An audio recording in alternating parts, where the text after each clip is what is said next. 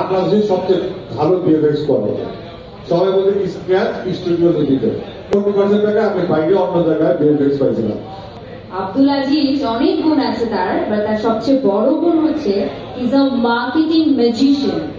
আব্দুল আজিজ অনেক গুণ আছে তার, বাট তার সবচেয়ে বড় গুণ হচ্ছে is a marketing magician.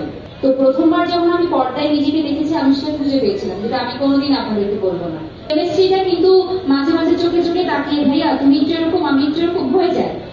Second বলে যাচ্ছি, সেটা হচ্ছে এবারে যা যেভাবে করে আছে এটা আমার বিশ্বাস এবং আমি আপনাদেরকে ভরসা দিয়ে বলতে পারি যে এবার তেমনই একটা কন্টেন্ট আপনারা পাবেন, তেমনই একটা গল্প বলা আপনারা পাবেন যে গল্পটা আপনাদের সবার মন ছুঁয়ে যাবে। এবং এখানে ভিএফএক্স এই বিষয়টি আসলে খুব বেশি হয় না, যে আপনি তো বললেন যে একটা অংশে আছে, কিন্তু সেটাও আমরা আসলে আপনাদেরকে কথা দিচ্ছি যে ভালো লাগবে এমন কিছুই আপনাদের কাছে আছে ইনশাআল্লাহ।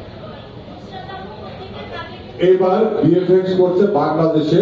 আমরা বিভিন্ন বিএফএক্স আর্টিস্টকে আমাদের ঘরে বিএফএক্স করে বিভিন্ন রিটোকে জিজ্ঞেস করছি, বাংলাদেশের সবচেয়ে ভালো বিএফএক্স করে সবাই বলে স্ক্র্যাচ স্টুডিও লিমিটেড, এটা সবচেয়ে ভালো বিএফএক্স করে।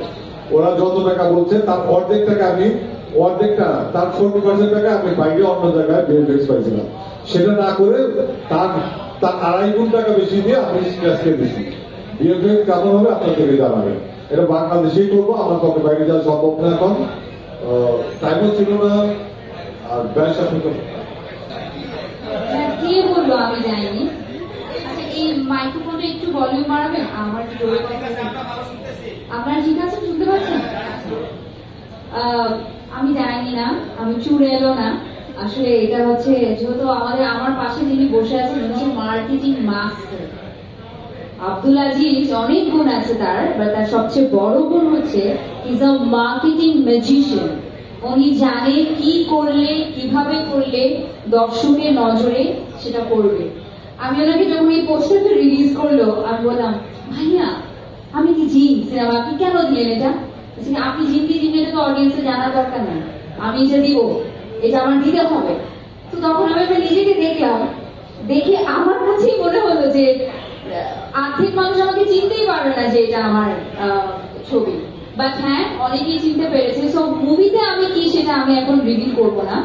তবে আপু যে একটা প্রশ্ন করেছেন আমি প্রস্তুতি নিয়েছি কিনা, আমার 10 বছরের ক্যারিয়ার আব্দুল আজিজের থ্রুতে জ্যাজ মাল্টিমিডিয়া থ্রুতে 2015 সালে আমি সিনেমাতে পা রেখেছি। এর আগে আমি এই টেলিভিশন গুলোতে উপস্থাপনা করতাম, মানে হাজার হাজার টেলিভিশন শো স্টেজ প্রোগ্রাম উপস্থাপনা করেছি।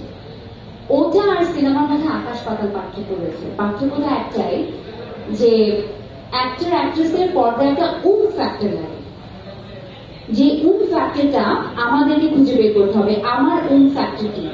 তো প্রথমবার যখন আমি পর্দায় নিজেকে দেখেছি আমি সেটা খুঁজে পেয়েছিলাম, যেটা আমি কোনোদিন আপনাদেরকে বলবো না।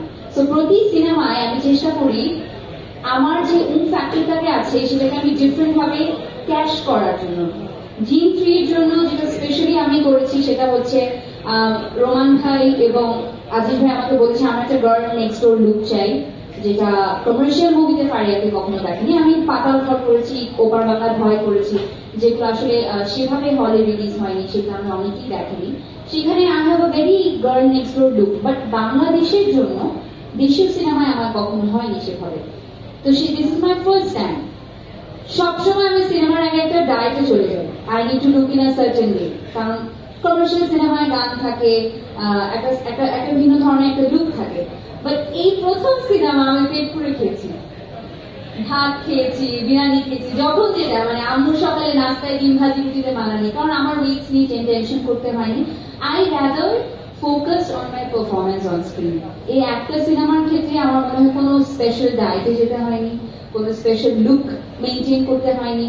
আমি যে নর্মাল বাসার সেতু, আমার ডাক্তার সেতু, সেই সেতু হয়ে আমি প্রতিদিন ফ্লোরে আসতাম, হালকা একটু মেকআপ করতাম, চুলটা খুলে দাঁড়িয়ে যেতাম। বাকি আমার টেকনিশিয়ানদের ভালোবাসা আমাকে এরকম দেখা দিয়েছে। আই হ্যাভ টু সে আমাদের ডিউটি, আমাদের লাইটে যারা কাজ করেন আসলে এনারা না এনাফ ক্রেডিট পান না, এনাদের কারণে কিন্তু আমার এত দেখতে সুন্দর লাগে, না হলে তো আল্লাহর কি দিয়ে পাঠিয়েছে।